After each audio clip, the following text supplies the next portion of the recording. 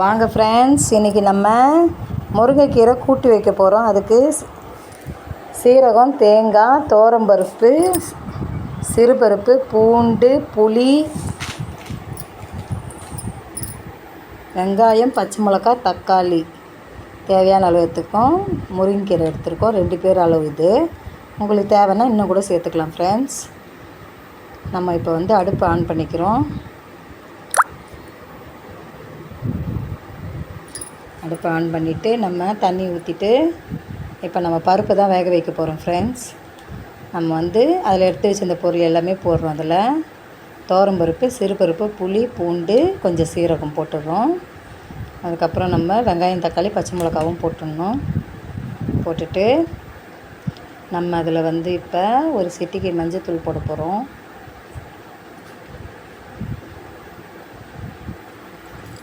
ஒரு சிட்டிகை மஞ்சத்தூள் போட்டுட்டு அவ்வளோதான். நம்ம மூடி போட்டு 4 விசில் வைக்கணும்.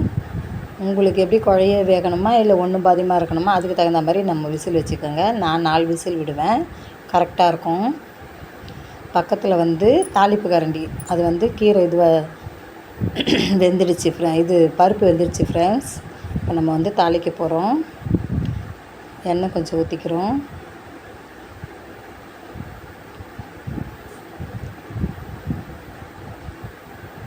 தேவையான அளவுக்கு நம்ம காஞ்சிச்சு, அந்த தாளிப்பு கரண்டி காஞ்சிச்சு. நம்ம எண்ணெய் ஊற்றிக்கிறோம் தேவையான அளவுக்கு. உங்களுக்கு எவ்வளோ தேவையோ அந்த அளவுக்கு ஊற்றிக்கோங்க.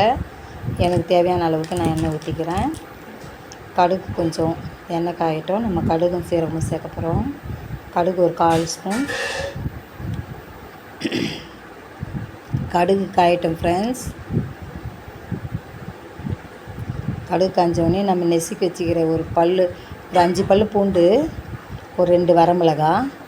பூண்டை நல்லா நெசுக்கியிருக்கோம். வரமிளகாய் கிள்ளி வச்சுருக்கோம். வரமிளகாவை அதை போட்டுட்டு நம்ம இது பண்ண போகிறோம். இப்போ இதில் தேவையான அளவுக்கு உப்பும், மிளகாத்தூள் நான் 1/4 ஸ்பூன் போட்டிருக்கேன். உங்களுக்கு காரம் வேணும்னா அதுக்கு தகுந்த மாதிரி போட்டுக்கோங்க.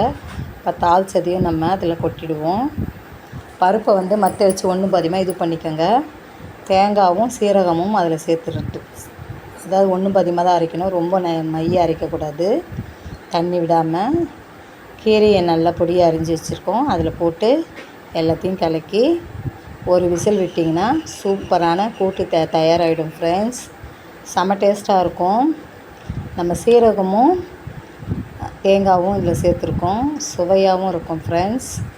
இந்த மாதிரி கூட்டு வச்சு சாப்பிட்டு பாருங்கள். பிடிச்சிருந்தா ஷேர் பண்ணுங்கள்.